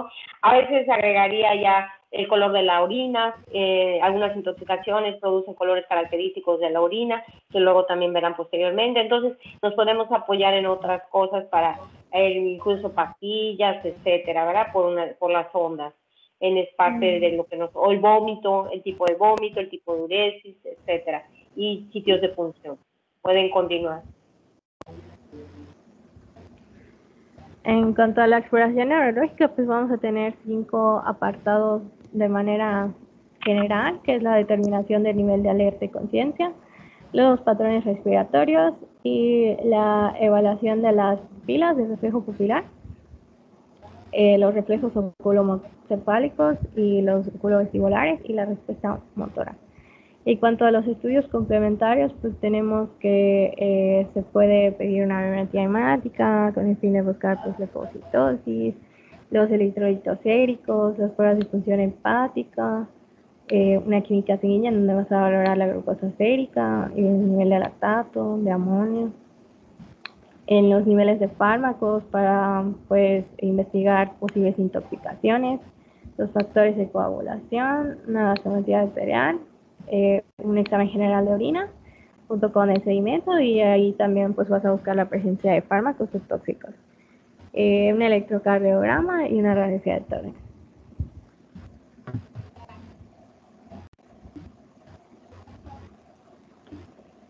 Puedes pasar a la siguiente. Bueno, entonces en el primero, que es la determinación del nivel de conciencia, tenemos a la escala de Glasgow, que pues ya vimos, va a evaluar la apertura de los párpados, la respuesta motora y la respuesta verbal. Esta pues es muy fácil de aplicar, pero también tiene que puede, hay condiciones o hay situaciones en donde esta no es la más adecuada, porque por ejemplo si el paciente está intubado, pues la respuesta verbal no la se va a poder evaluar de manera real o correcta. La respuesta motora, igual si está focalizado o no, tampoco se puede evaluar de manera correcta. Entonces, para esto se creó la FORSCORE. Esta es una escala que ya te incluye, te va a evaluar 4, como su nombre se lo dice, la respuesta ocular, que es las que empiezan con E. Van a dar el puntuaje a cada apartado del 4 al 0. En el 4 pues están los párpados abiertos y puede seguir el ojo del examinador. En el 3 están los párpados abiertos, pero no puede seguir las órdenes que se le están dando. En el 2 están los párpados cerrados, pero los puede abrir si se le da la orden, ¿no? En voz alta. Y en el 1, pues tiene los párpados cerrados y no los abre a menos que se les dé un estímulo doloroso. Y en el 0, pues no los abre incluso con el estímulo doloroso. La respuesta motora es igual del 4 al 0. El 4 pues puede hacer una señal con el pulgar o con el puño. El 3 es que puede localizar en dónde se le está dando el estímulo doloroso. El 2 es que pues va a haber una respuesta flexora cuando se le aplica un estímulo doloroso, pues el paciente va como a retirar su brazo si es que se lo está aplicando ahí. El 1 es una respuesta extensora al dolor. Y en el 0 pues es que no responde al dolor o está en un estado mioclónico como cerca. Luego también se va a evaluar los reflejos del tronco encefálico. Esta se prefiere porque ya incluye estos reflejos del tronco encefálico y es un poquito más específico que el Glasgow. En los reflejos del tronco encefálico pues tenemos el 4, pues es un reflejo pupilar y corneal presentes, o sea está íntegro el tronco. En el 3 pues tienes una pupila más ancha y fija. Esta pues puede ser una infección unilateral, que lo vamos a ver un poquito más adelante. En el 2 pues hay un reflejo pupilar o el corneal, uno de ambos está ausente. En el 1 ambos están ausentes y en el 0 se añade el reflejo tuxígeno. Y en cuanto a la respiración, pues te lo clasifica dependiendo si está intubado o no el paciente. Si no está intubado y tiene un patrón respiratorio regular, pues se le da el 4. Si tiene el patrón de Cheyenne-Stokes, se le da el 3. Y si tiene una respiración irregular, pues se le da el 2. Y si está intubado y puede mantener cierta frecuencia aparte del que le da el ventilador, pues es 1. Y si no puede y solo se guía por la frecuencia del ventilador, pues o está en apnea, es 0.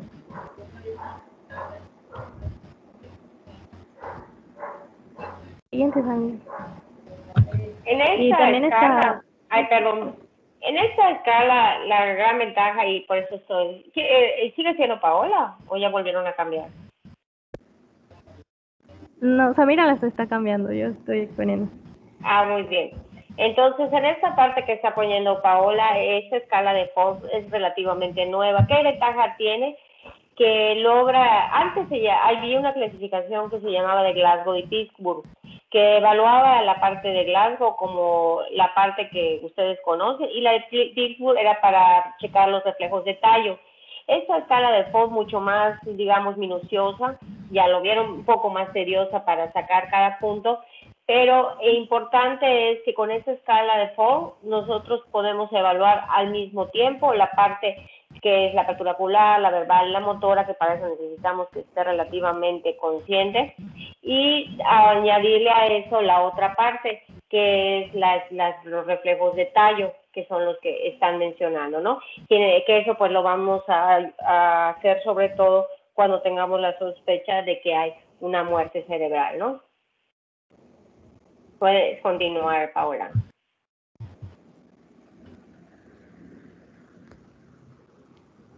Okay.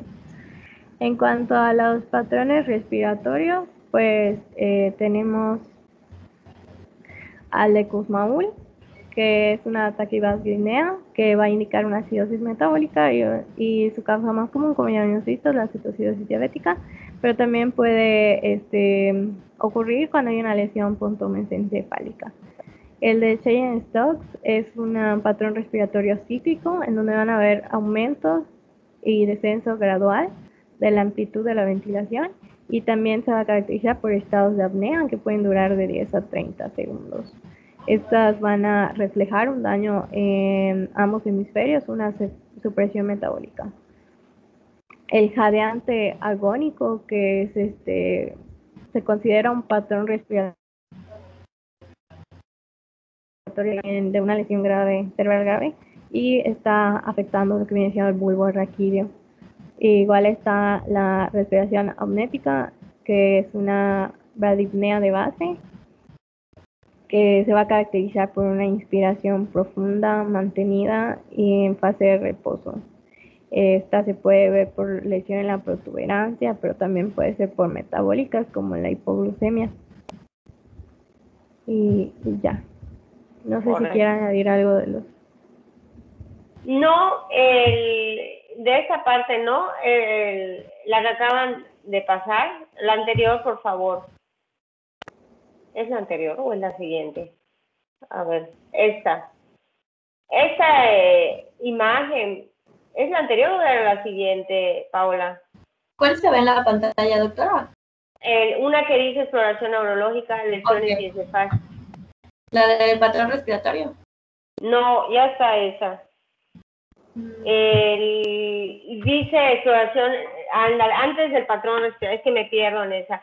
El patrón respiratorio es la que acabas de decir, ¿no? Sí. Y después de esa, ¿cuál va? La de los reflejos pupilares. A ver, ¿me la puedes poner, Samira? ¿Se ve, doctora? Estoy en esa. Yo veo una que dice patrón respiratorio. Ahora veo una que dice exploración neurológica. Esa es la que sigue del respiratorio. De respiratorio. ¿Esa es la que ibas a comentar, Paola? Sí.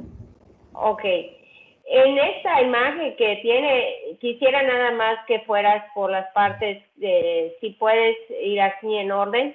Por ejemplo, diencefálica, luego mesencefálica y... A ver, espérame. Y luego del tegmento, ¿no? Ajá, exacto, pero para que esté en orden, ¿de acuerdo? Nada más aquí menciona los hallazgos, ¿de acuerdo? Para no redundar, porque ya casi todo lo mencionamos, solamente para mostrarlo, digamos, en una imagen. Ok, cuando hay una lesión diencefálica, es decir, a los hemisferios o por arriba, se van a encontrar pupilas isocóricas, como se ve aquí en la imagen. Están pequeñas y van a estar reactivas. Esto quiere decir que pues el tallo no está afectado y pues la vía que da este reflejo pues está íntegra. Luego están las lesiones mesencefálicas, que estas se van a dividir en tres. La de región tectorial dorsal, en donde vas a encontrar pues pupilas fijas con poca o mediana dilatación y con el reflejo conservado. En cuanto a la segunda, que serían las nucleares mesencefálicas, pues vas a encontrar pupilas con una dilatación medial y esta se puede ver por una herniación transtectorial, pero también puede ser metabólica. Cuando hay una lesión bi o unilateral del nervio oculomotor, pues la vas a ver como midriasis, es decir, acá se ve una apertura, un diámetro de la pupila mayor a 6 mililitros. Esta va a estar paralítica y se relaciona con una hernia uncal. También puede tener una pupila excéntrica.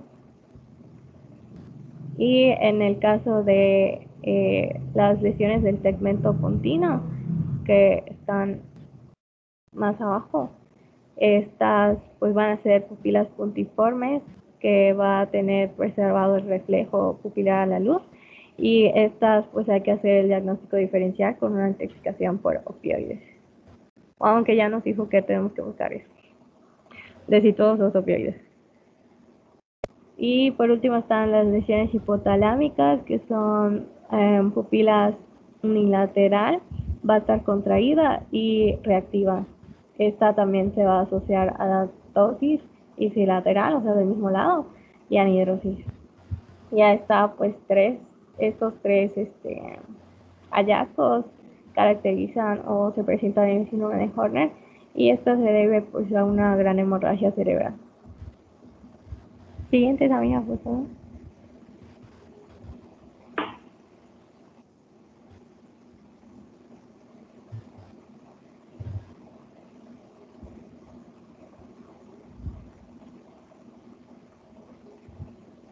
¿Se ve alguna? Sí, se ven cómo se evalúa. Estos ya también para sospecha de tallos. Si quieres, ¿tienes algo más acá, Paola? Porque eso más bien una es tabla. de la...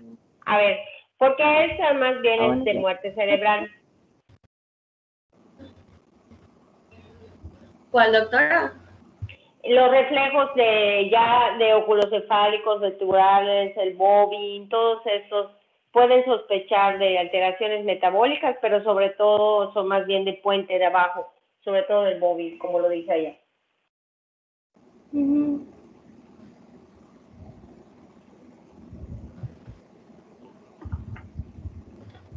¿Cómo esta me la salto? Sí, te la puedes saltar en este momento. ¿Se cambió? No. Sí. Esta es la oculocefálica, ¿se ve? Sí se ve, pero lo que te decía es que eso ya es como para la exploración de muerte cerebral. O sea, cuando ya piensas o sospechas. Ok. Igual a oculovestibular, ¿verdad? Exactamente, es lo que estoy comentando.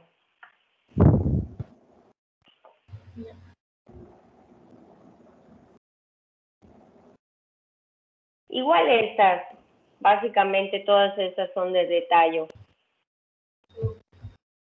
Aquí sí puedes mencionarlo porque las de decorticación son más bien de diencéfalo. ¿Aquí en fusión motora? En la anterior, bueno, yo creo que, no, aquí en las posturas, nada más mencionarlas porque casi todo ya lo dijeron.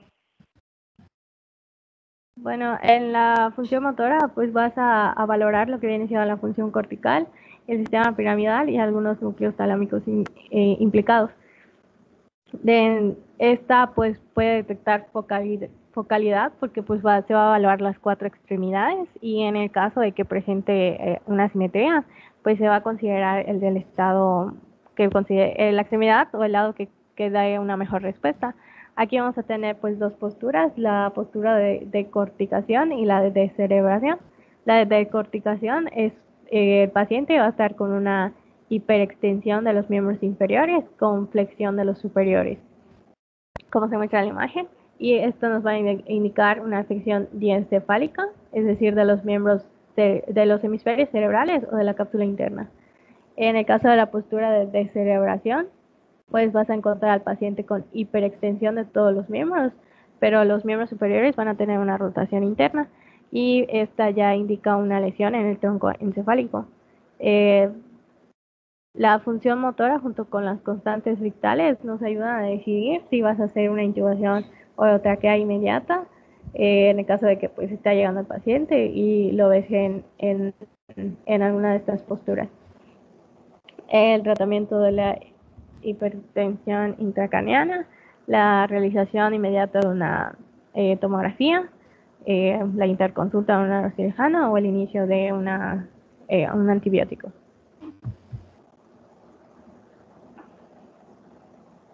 Siguiente, por favor. Bueno, esta tabla igual, nos resume... perdón que te interrumpa, Paola, me vas a matar. yo creo que eso ya es lo mismo que hemos mencionado. Puedes pasar la siguiente, Samira. No necesito tanto esfuerzo. Pero yo creo que ya para no redundar en lo mismo. Pásame la siguiente, Samira, por favor. ¿Ya se ve? Estoy en la de coma de origen desconocido. No, sí, es esa. Sí, correcto. ¿Cuál es aquí lo importante es el cóctel de coma, Paola, el que está abajo. Sí. Pues esta la bibliografía que yo busqué, de la que yo me basé, te mencionaba que pues de antes se daba este cóctel, pero pues ahorita se prefiere individualizarlo. ¿Le puedes dar el siguiente, Samira? Por ejemplo, la tiamina, los 100 miligramos de tiamina, se lo vas a dar cuando tienes una sospecha de una encefalopatía de Wernicke, y te mencionaba que lo debes de acompañar con... ¿Ya cambió? Sí, ya dice, Bueno, con los 50 mililitros de la solución glucosada. En el caso de la naloxona, como ya habíamos visto, pues se va a dar con una intoxicación de opioides, y en el caso del fumacenil, esta pues se da por una intoxicación por sedantes y hipnóticos como los barbitúricos o las benzodiazepinas, pero como había mencionado, pues se prefiere individualizar porque, por ejemplo, en el fumacenil, si el coma era por una supresión o una sobredosis de alcohol, al aplicar el fumacenil, pues nos llevaba al paciente en un estado epiléptico. Entonces, sí, es que casi todo ese cóctel solamente lo vamos a utilizar de plano que no tengamos acceso a nada y que no tengamos ni idea de lo que puede ser, porque pues todo tiene efectos colaterales, tanto la naloxona como el fumacenil, entonces hay que tomar, y la glucosa pues también, ¿no? Entonces tendríamos que no tener acceso a un dextrosis, no tener acceso a ninguna, no sé, electrocardiograma, estudios que nos pudieran ayudar, algún examen toxicológico, ¿verdad? Para pensarlo, ni antecedentes, ni nada. De preferencia no es un cóctel que hoy en día se utilice, solamente en medios donde pues no tenemos acceso a nada. ¿Algo más, Paola? Okay. Siguiente, Samira. No, en esta no, doctora.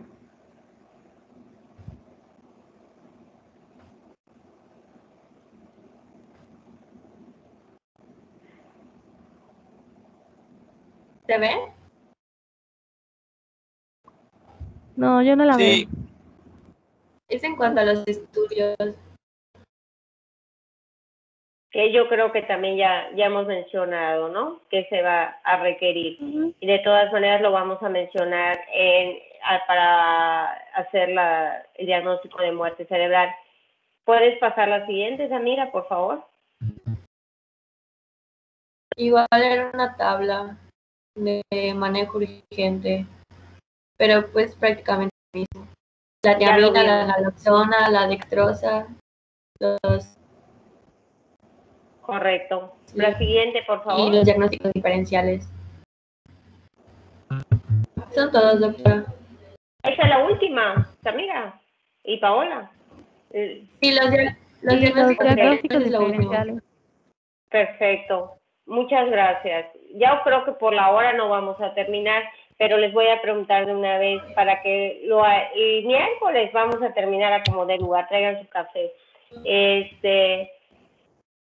Bueno, eso lo hubiéramos visto, pero es que está interesante, pero lo pueden leer igual, ¿no? Está interesante, no es que sea algo común, ¿verdad? Pero está interesante.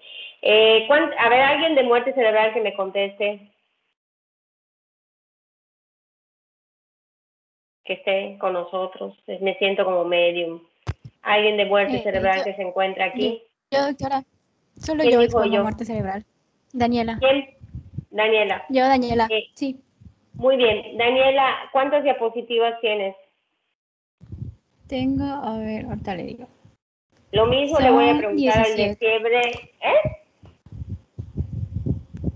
Son 16, pero tengo unas que hablan sobre la causa y la fisiopatología, que es realmente lo mismo que vimos en traumatismo craneoencefálico y lo que acabamos de ver ahorita sobre la teoría de Monroe-Kelly. Bueno, esas, Daniela, por favor, las vas a quitar, ¿de acuerdo? Nos vamos a ir directo a una exploración física rápida y lo que comenté de nada más para que lo tengan en cuenta, las pruebas rápidas, las pruebas clínicas y algo de la legislación en México. ¿Está bien, Daniela? Sí, doctora. Ok. De fiebre, ¿quién está físicamente presente cerca de su computadora, iPad, celular? Eric. Sí. ¿Cuántas tienes, Eric? Al momento llevamos 12. 12. Al momento es más que suficiente. De la fisiopatología de la fiebre, muy poquito. Porque se supone que ya lo vimos en sepsis, ya lo vimos en varios temas, ya fiebre, una diapositiva les voy a dejar de que hablen de la fisiopatología porque ya lo vimos. ¿Qué es importante en la fiebre? Cómo se mide, dónde se mide, qué tipos de fiebres hay, algo general. El Harrison es más que suficiente para eso, no van a hablar de antipiréticos específicamente, ¿está bien? Simplemente tipos de fiebre, cuáles son los mecanismos de la pérdida y ganancia de calor, cuáles qué es las diferencias de las definiciones de fiebre, ¿no? Que es hiperpiresia, todo eso, ¿no? Algo súper sencillo, porque vamos a terminar los 3 temas y aún me queda pendiente, que lo sé que se los debo de dar, aunque también sean solo 5, la clase de arritmias. Me queda dolor. ¿De alguien que esté de dolor? Yo, doctora. ¿Quién dijo yo? Ya no veo. ¿Víctor? Sí. Muy bien. ¿Cuántas tienen, Víctor? Aún las íbamos a dividir hoy, pero porque le iba a preguntar si era necesario agregar lo de dolor, manejo de dolor en situaciones específicas. No, de dolor. ¿Qué es importante? Repasar así rapidísimamente qué son las fibras del dolor, ¿verdad? Las de conducción rápida, las de conducción lenta, diferenciar tipos de dolor somático, visceral, neuropático, y la escala de dolor de la que usamos más, ¿verdad? Las análogas, las que quieran traer, pues eso no son tantas, y la escalera del dolor según la OMS, y así hacemos todo. ¿De acuerdo, Víctor? Sí, doctora, sí está bien. Ok. También 15 diapositivas para que podamos terminar los 3 temas que faltan. Y yo creo, luego luego debe ser muy pronto, me voy a poner de acuerdo con José Alejandro y José Antonio para darles la clase de arritmias que tengo pendiente darles. Eso las voy a dar yo. Es un tema de arritmias que está en el programa y no se los he dado.